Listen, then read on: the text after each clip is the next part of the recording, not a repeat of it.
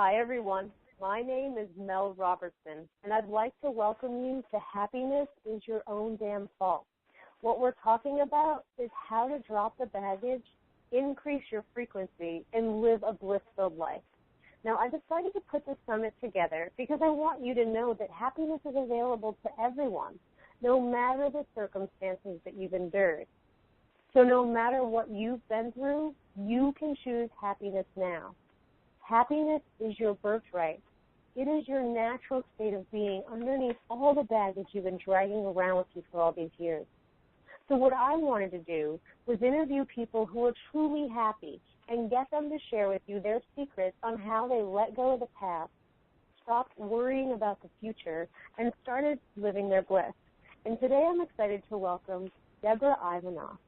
She is the Being Coach, and she teaches go-getters how to get more clarity, more confidence, and more momentum so they can more quickly and easily manifest more of what they want. She is a certified mediator, facilitator, and author of the book, How to Make More Good Stuff Happen.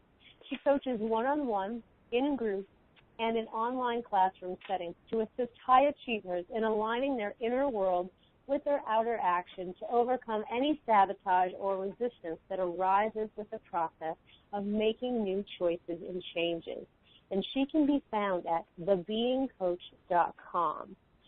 Welcome, Deborah. How are you? Thank you, Mel. I'm great. Excellent. Well, it's such an honor to have you here. Well, it's an honor to be here, Mel. I love what you're doing, and I love what you're putting out there for people to inspire people. I think it's going to be just really a sweet opportunity for them to find a tribe. Yeah, thanks so much for that.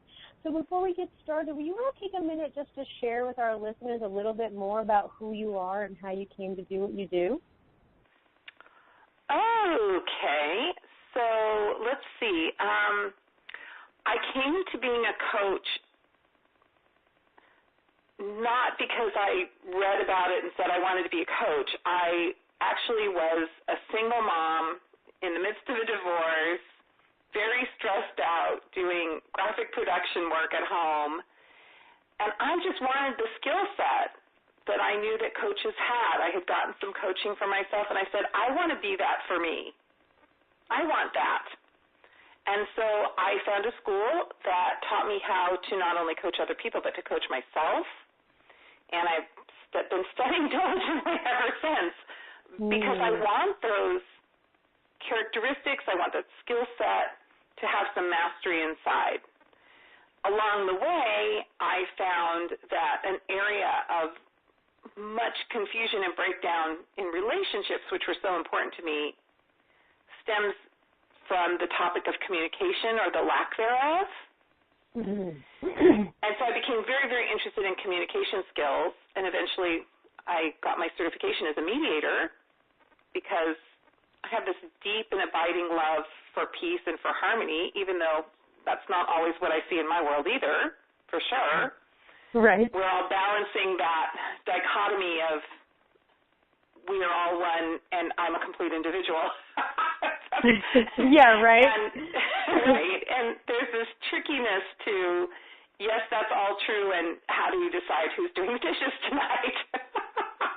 Yeah. So I've had a deep and desire to have, like I said, a peace and a closeness in my relationships, and that's where the interest in not only communication but also in emotional intelligence and how we care for our emotions. That's how I came to that. I was raised and really conditioned to be a very good student and to think really well, but not to be very flexible or very capable with my emotions. I mostly suppressed and repressed them. That has a tendency to catch up with people. It sure caught up with me. So that was another area of learning how to be a coach, and more importantly, learning how to coach myself so that I could be with other people who are having big feelings, and I could be taking care of myself. So that's a little bit. I went through a very stressful time, long divorce, no support. I finished my divorce on my own, let my attorney go, homeschooled my kids. They've grown into healthy adults, wonderful children. I had this idea in my mind of who I wanted myself to be and how I wanted to be with them when they were 25. And again, that was a huge guide for me on my journey, so that I kept working on those different skills, both for myself, coaching myself, and also to work on in terms of communication with them. So that's just a little bit. Is that good? No, that's great. It sounds like you've had your share of baggage to drop, so you fit right into my summit. Great. I have had my share. I'm not done yet. Still playing with all that. So what do you think gets in the way or really disconnects people from their happiness?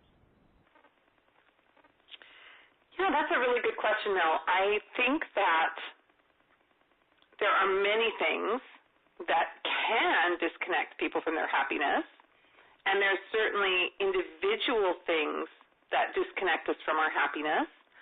But oddly enough, I don't think that we are ever truly disconnected from our happiness. I think we have this tendency to lump a whole bunch of other things on top of happiness, so happiness is hidden. And I guess if I had to have one answer to that, I would say that the way our society is and what it teaches us in terms of what it tells us is going to bring us happiness is something that really disconnects us from happiness. I think in general in the world we're taught that we are broken or deficient in some way, and then if we only pay our $19.95 in 13 installment payments, someone will solve that for us, and we will get our happiness. And that's just not true. That's just not true. And I do think that that is probably the number one thing that disconnects people from their happiness, is that they think it's something outside of themselves, and they don't stop and really question what the rest of the world is saying in terms of what brings happiness. I think very seldom do people stop, check inside, reconnect their happiness, and ask that question, what is it that provides happiness for me? How do I reconnect and stay connected to the happiness in me? Yeah. If I were to say a second thing, I would say that it's the idea that we can't have happiness and another emotion at the same time. So many people think you're either happy or sad, but it's not true. In the hundreds and thousands of clients I've worked with, I've seen usually very different emotions living in the same moment. So grief and joy, peace and rage, all in the same bowl. And so I think that allowing that mind to tell us we're right or wrong or black or white can really separate us from our happiness as well. Oh, absolutely. And I love that you said, that we're taught to, look outside of ourselves, because I think about, even from, not even just happiness, but, anything. We're taught from a kid at a really young age that we don't have what it takes to heal ourselves. We need something from outside of ourselves. So we get a toothache or a headache or some kind of pain, and here, take this pill. Here, do this from something outside of yourself. Never learning to go to the source of where the pain is coming from and find out what's really going on there. We just, here, take this from outside of yourself, and here's a Band-Aid. But it's not really, we're not going to tell you it's a Band-Aid. This is really going to fix you. This is what you need to fix you. So you think growing up, your whole life, you're just taught to go outside of yourself. So it's totally backwards to start learning to go inside yourself and get your own answers. It can really feel that way, like it's backwards. It can actually feel uncomfortable because we're not used to it. I think there's that idea, too, that one size fits all, too. It works for, people 99 through, 1 through 99, so it should work for that 100th person, but it may not at all. We are individuals. That goes back to that funny, sticky part about we're all one, we all share common things, and yet we're all completely different. Exactly. And that can make it a little tricky. Right. Absolutely, absolutely. So you have an exercise that you want to do with us, right? Is this a good time to do that? I do. This would be a really good time. And would you mind playing with me, Mel, with this? Now, I'd be honored. Oh, good. Okay, good. And so I want to invite people who are listening to this to go ahead and play with this as if I'm speaking to them, even though I'm going to be speaking to you, Mel, and to go ahead and try this out for themselves. This isn't the way. This is a way. This is a little baby stepping way. If people just want to set aside all the preconceived anythings and say, I wonder what this could show me or tell me in myself. So this is just like a teeny tiny little taste of how we can, it's not the only way, there's so many ways, but it's one way that we can reconnect and become aware that happiness is living within us or wants to live within us at every moment, all the time. It really wants to. So for this, Mel, usually when I do this exercise, it's usually with someone who's not in touch with their happiness. So I don't know where you are on the happiness scale today, so let's just check in and say, right now as we're speaking, if you could say 1 to 10, 1 being not happy at all and 10 being completely so happy I have to get off the line and go to the beach. Where are you on the happiness scale right now? Yeah, we're about an 8 right now. You're an 8, so I figured that. So maybe our listeners won't be an 8. Maybe our listeners will be more around a 4 to 6 in there somewhere. Most people are kind of in that sort of more neutrally, it could go any way, and we're waiting to see what happens on the outside to us to tip it one way or the other, right? Yeah. This is something to offset that. So you're right about an 8. So that's fantastic. So what I want you to do is there anything in your life that's not your favorite? You don't have to tell us what it is. You just know what it is. Is there something like right now that, if it were different, it might tip you up towards 9. Okay, yep. Okay, so I want you to just take a moment and close your eyes. And my intention here with you, Mel, is not only to play with you, of course, but also to use this as a way and a gift to your audience so that more of us in any moment are more connected to our authentic happiness that's within. So take a moment and close your eyes. Why don't you just for a moment look up towards the ceiling and then gently let your eyes come back down. And when you think of this situation that maybe isn't your favorite right now, and our listeners can think of this situation that's not their favorite right now, see if you can notice where it lives in your body. Maybe it's in your throat, or maybe it's in your shoulders or your low back, or maybe it's in your stomach. Maybe your stomach tightens up, or maybe you feel tight in your chest. And if it's somewhere where you can, just gently take the palm of one of your hands and place it there. Feel the warmth of the palm of your hand against that area. And as you do that, what happens right then, just in that moment of actually physically taking the palm of your hand and placing it on a place on your body, another place on your body, what happens? It's warming and calming. It's warming and calming. So right there, it's kind of calming. And that's what happens when we take care of our body in that moment, and our body knows it's safe and it knows we're paying attention to it in that moment. It's almost like you can breathe again. Yeah. Nothing's changed on the outside yet, but something's beginning to change on the inside. And so now, right there beneath your hand, that's calmed a little bit. So there's that feeling there, and it's calmed. And just while you're watching or feeling or listening to that feeling, notice what happens with that feeling. Does it move to another part of your body? Does it have a tendency to flow through or dissipate? Does it get louder? Does it get softer? What happens with that feeling? It's getting more bubbly and expansive and lighter and, laughy. Okay. So of its own accord, it's transforming. See, just by, I think that's a misconception we have, that if we give our emotions attention, they're going to get worse. But that's not what I notice. What I see is that our emotions want to deliver their message, and they want to just dissipate. They do. They want to flow. They want to move. They come, they deliver their message, they go. So next I want you to notice if there's another feeling beneath that feeling. Is there another feeling beneath that feeling? A deep sense of peace. A deep sense of peace. And so where do you feel that deep sense of peace? It starts calming my entire body, just kind of waves like. Oh, it's all through you. Okay. Mm-hmm. So we want to anchor that feeling because we want to know how to get back to it. And so feel that sense of peace. And when you are aware of that peace, you are putting your focus there, you're noticing it, you're noticing that specific vibration of peace through your whole body. Where is happiness now? Where does happiness live in your body, Mel? It just is. It just is.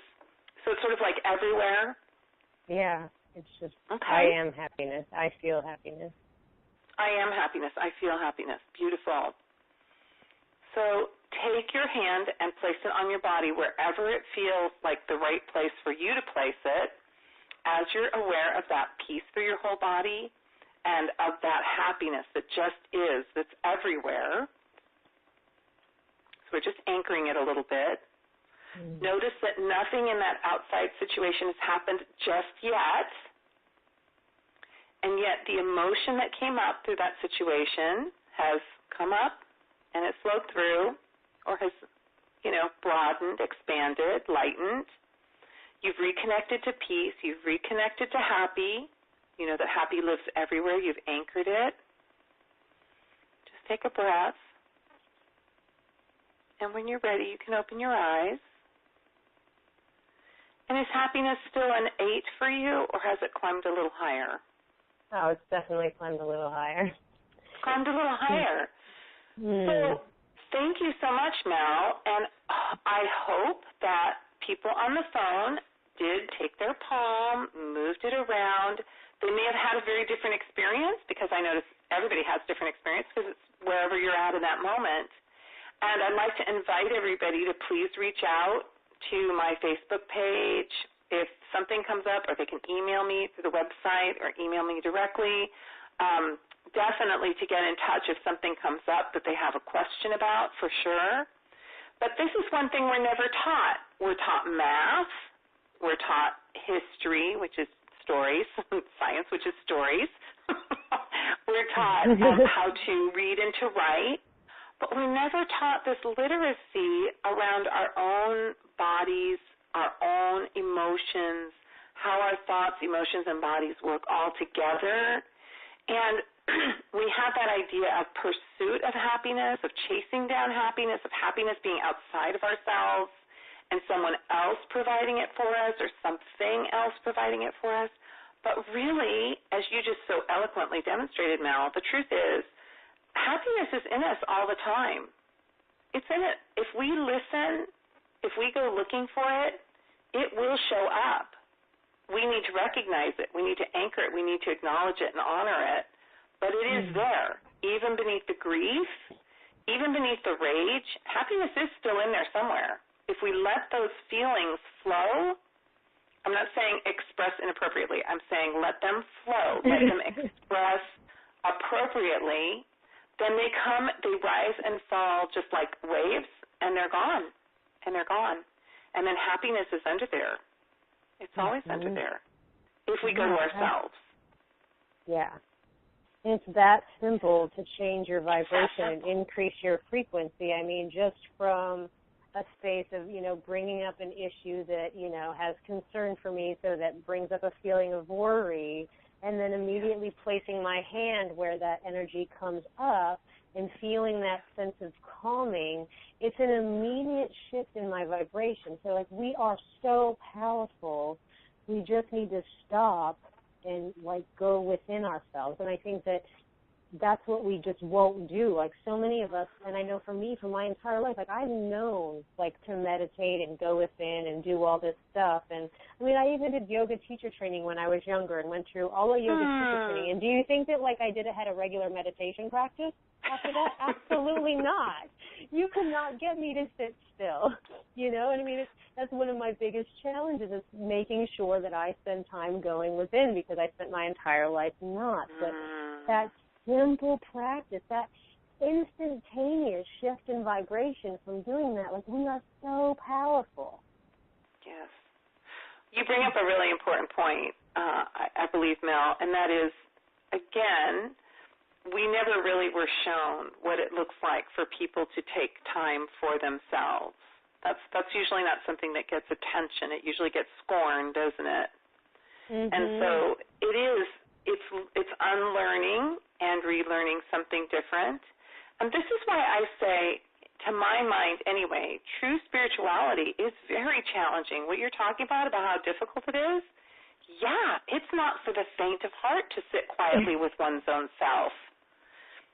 You know, people have felt like they were going crazy to do that, and they need support. They need the resources and the support. They need to be supported. Centuries ago, that's what the original, monasteries and sanctuaries were for, was so that people could have that process but be supported. And I think we're coming back to that. I'd like to think we're coming back to that now, of supporting one another on our journeys. I'm guessing that if you went to a meditation retreat, Mel, wasn't it a little bit easier to meditate? Oh, always. It's always easier when you have support. Yeah. Totally. Mm-hmm. Yes. Yeah, and I do think that is something that can make a real difference, is to get the kind of support that you know you need. And just like we talked before, that's an individual thing. What's supportive to one person is not supportive to another. I remember many years ago, my daughter was part of an organization, and something happened to her, and a lot of sadness came up for her, and they all rushed to hug her and hold her, and it almost put her in the hospital. She was very sensitive, very empathic, and all of that energy coming at her, and she felt so responsible for everybody else's emotions, she almost passed out. So, but another person, that wouldn't be the case at all, right? And so another person would be like, oh, that would be the most reassuring thing, is if everybody ran to hold her or him, And so that's what we're talking about here, is finding out what you personally need, what your body needs, what your heart needs, even what your brain needs to keep busy and stay working with you instead of against you. Mm-hmm. And that's where a coach that has some idea about the beingness, the different parts of the being, can be really helpful, or some form where people are allowing people to study both independently and also be involved with other people. There's that whole introvert-extrovert thing going on. I mean, we really are very united, very, very similar and completely different. And so I want to encourage people to honor what they learn to be true for themselves in terms of their support. I'll bet you could share with listeners what you found out is supportive for you, yes? Oh, absolutely. I mean, for me, it's just like, for me, I found what's supportive for me is like, I like to have a morning time. Like for me, like I have to have my time in the morning where I'm taking care of myself and nurturing myself. And it's not rigid. Like it changes every day. Like some days, like I like to listen to chanting and chant and sing and raise my vibration that way. Other days I'm studying different various scriptures and all kinds of things like that. But for me, what's really important is that I have to take time every day and put myself and my spiritual journey first above everything else in order for my life to be okay. Because it was when I wasn't doing that I was miserable and I was living out of my ego, and I was just in a really miserable, unhappy state, and I didn't even want to be here anymore. And, when you don't want to be on the planet, I mean, it's time to make some changes. That's a brave place to be, though, I think, Mel. I think that's a place very few people want to go, and so they will stay busy instead of having to stare down. That can be a dark place. Maybe not, dark isn't the right word. It can be a challenging place. I think. Mm-hmm. And it might have been dark. I don't know. But yeah, dark and heavy. It's like a really heavy, dense energy. And, like, for me, and I've talked about this in some other interviews, but for me, like, you know, I've been through a lot of crap in my life, but the latest thing that was, like, a really big challenge that I had to get through is my wife and I were going through a period where she was struggling with insomnia and having severe anxiety, and we lived in a studio apartment. So the only door that closed besides the one you came into the condo in was the bathroom. My goodness.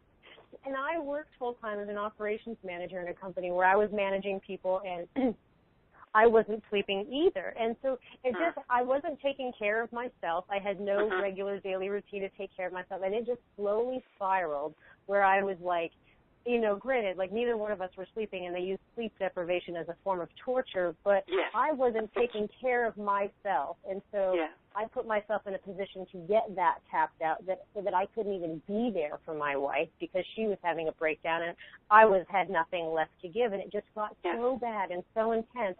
And I felt so horrible that, like, I was this miserable person, and my wife is suffering, and there's nothing I can do. And I'm like, okay, I know that happiness is possible for everyone, and it's our birthright. Like, okay, I'm done feeling miserable. I'm going to do whatever it takes to be happy.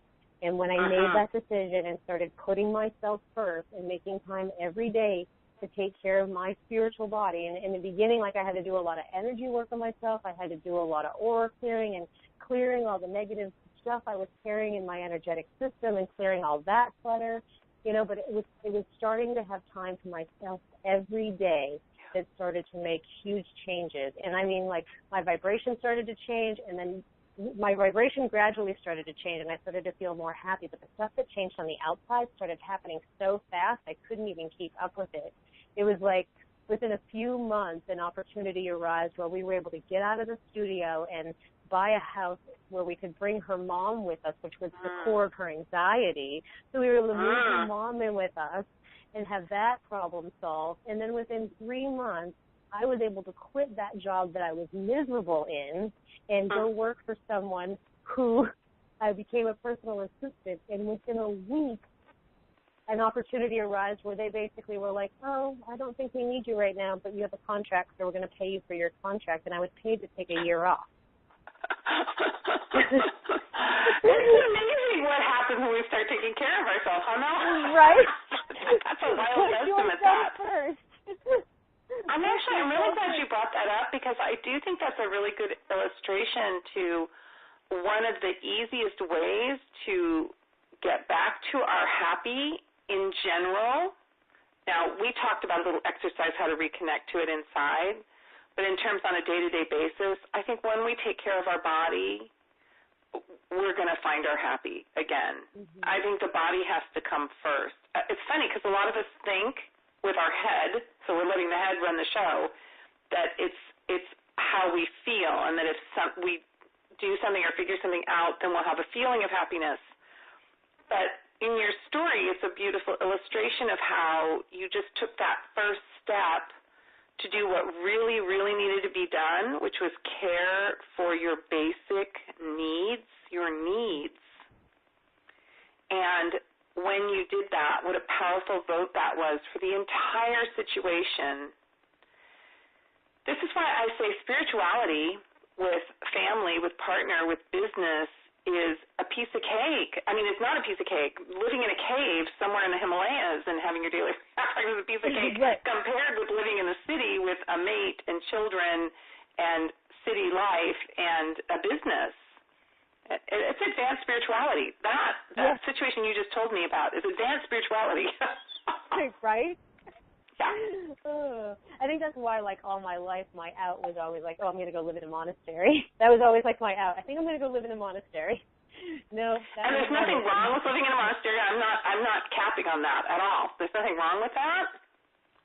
And I think it is a very powerful challenge to live here among so many other human beings and, you know, live in the world but not be of the world, you know, be of our own authenticity. It's a big challenge. Yeah, absolutely. Yeah. But it's a beautiful experience, and I wouldn't trade any of it for the world. Well, obviously, because this is why you're bringing this powerful form so that people can experiment with their own happiness through these powerful teachers you've accumulated and brought together. Yeah, what a powerhouse lineup we have. So we are actually just about out of time, and I understand that you have a really cool free gift about reconnecting to your own happy that you're offering all our guests today. I do, Mel. If people liked even just that little tiny taste of that, I do have a whole class and a handout that goes with it, so people can really work themselves through that process and not only reconnect their happy, but get some other information for themselves as well. So they can work through that process, and they can become more able to hear the advice, the guidance of their body, hear the advice, guidance of their heart, of their emotions, and even better able to get the true advice and guidance of their busy brain and get all those parts playing on the same team together. And I really do believe that when we have all those parts playing together, like you were mentioning, taking care of the body and taking care of the heart, then we are in a state where it's much, much, much easier to stay connected to our happy, to not fall out of our happy, to be happy even when things aren't perfect or ideal. And I'd like to have your listeners share in that and play with that and have some fun with that. No, I think that's really cool, and thanks so much for sharing that. And for all of you listening, there's a link right in the email that came out with this interview for you to take access and get access to that class and handout. Excellent. Well, it's been such an amazing opportunity having you here with me. Do you have any parting words of wisdom you'd like to share with our listeners before we go? I do. I think I would just like to encourage people, as I have been encouraged, to be gentle with yourself. And I know it's impossible. I'm going to say it's impossible to hear when I wasn't in a place to hear it, it was impossible to hear, but people said it anyway. And as people said it, and I felt challenged by it, and I finally did start doing it, being it, living it, I want to encourage everybody else to just be as gentle as you can be with yourself as you're moving into a more authentic way of being in your own skin, of being in your own heart, of owning your own feelings and the guidance that they want to give you. Yeah, absolutely. Thank you so much, Deborah. It's been such a pleasure welcome, having Mel. Thank you for putting out this amazing telesummit and putting this information in the hands of people, raising the vibration of everybody. It's fantastic. Yeah, absolutely. I just want to remind everyone before we close that happiness, it is an inside job. You have to do the work. But it's available to every single one of us just the same. We're living in a time now where we can choose to drop the baggage we've been carrying around with us. We don't need the stories anymore. It just starts with a simple choice. You are powerful beyond measure, and all you need to do is tap into the divine power that created you and follow the guidance you're given. You were born to be happy, experience joy, and live an abundant, blissed out, and spacious life. I want to hear from you, so hit reply to this email and share your thoughts with me. Deborah, it's been so amazing having you here again. Thank you so much. Thank you, Mel. It's been a real delight.